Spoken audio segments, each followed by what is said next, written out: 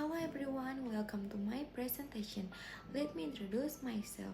My name is Hasni Ilham, a communication science student at Universitas Computer Indonesia.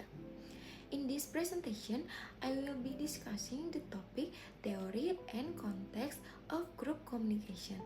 This topic is essential for understanding how people interact and communicate effectively within a group setting. I hope you find this presentation helpful and insightful. So, let's get started.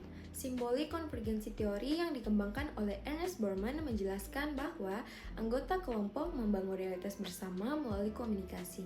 Artinya, mereka berbagi cerita, pengalaman, dan pesan simbolik yang menciptakan makna dan suasana hati yang sama.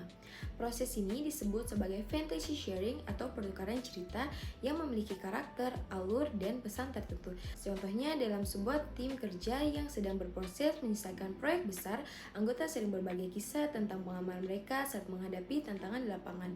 Mereka menceritakan kisah tentang kegagalan dan keberhasilan, yang kemudian memperkuat rasa solidaritas dan semangat kolektif.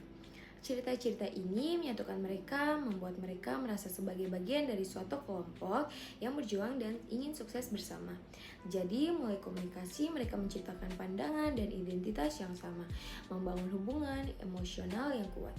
Cerita-cerita dan simbol ini membantu anggota merasa saling terikat, memperkuat rasa kebersamaan dan loyalitas dalam kelompok. Dengan kata lain, simbolik konvergensi teori menunjukkan bahwa kelompok menciptakan realitas bersama melalui cerita dan simbol yang pernah mereka bagikan.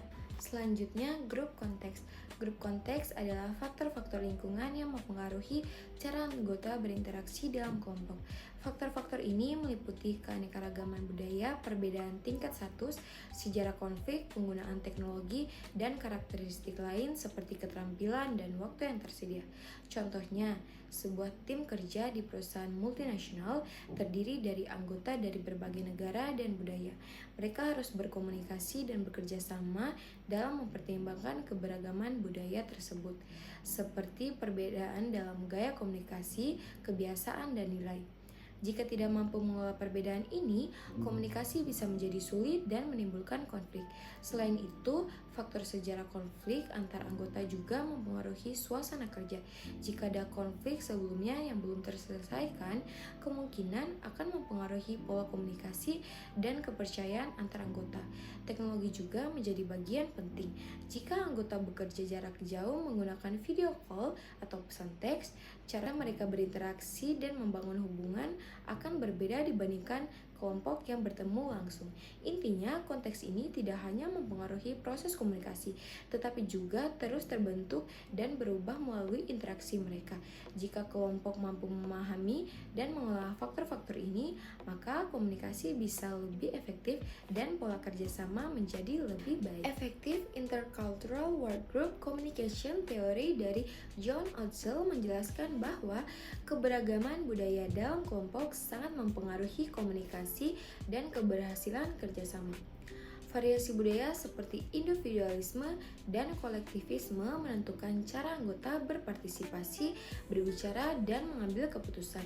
Misalnya, dalam budaya individualis seperti Amerika, anggota cenderung lebih langsung mandiri dalam mengungkapkan pendapat. Sebaliknya, di budaya kolektivis seperti di Jepang, anggota lebih mengutamakan keharmonisan dan menghindari konflik. Selain itu, perhatian tatap muka face consent juga mempengaruhi bagaimana anggota berinteraksi, terutama menyampaikan kritik atau saran agar tidak menyinggung perasaan orang lain. Faktor situasional seperti sejarah konflik antara anggota dan kesetaraan kedudukan juga berpengaruh. Jika anggota pernah mengalami konflik sebelumnya, mereka bisa menjadi lebih berhati-hati dalam berkomunikasi. Contohnya, sebuah tim internasional yang terdiri dari orang Amerika dan Jepang harus mampu mengolah keberagaman ini. Orang Amerika mungkin lebih terbuka dan langsung menyampaikan pendapatnya. Sedangkan Orang Jepang lebih sopan dan menunjukkan rasa hormat untuk menjaga hubungan baik. Jika mereka bisa saling memahami budaya masing-masing dan mengolah perbedaan tersebut, kelompok akan jauh lebih efektif dalam menyelesaikan tugas dan menjaga hubungan baik antar anggota. Jadi, kelompok yang mampu mengolah keberagaman budaya dengan baik akan mencapai hasil yang lebih baik, baik dari segi tugas maupun hubungan antar anggota. Concentric control teori dari James Barker menjelaskan bahwa dalam tim yang bekerja secara mandiri atau self-management teams, kontrol terhadap perilaku anggota tidak berasal dari atasan secara langsung. Sebaliknya, kontrol ini terbentuk melalui kesepakatan bersama antar anggota tim. Mereka secara kolektif menentukan nilai-nilai, aturan, dan norma yang harus dipatuhi dalam bekerja. Pada awalnya, sistem ini didasarkan pada semangat kebebasan, kepercayaan, dan partisipasi.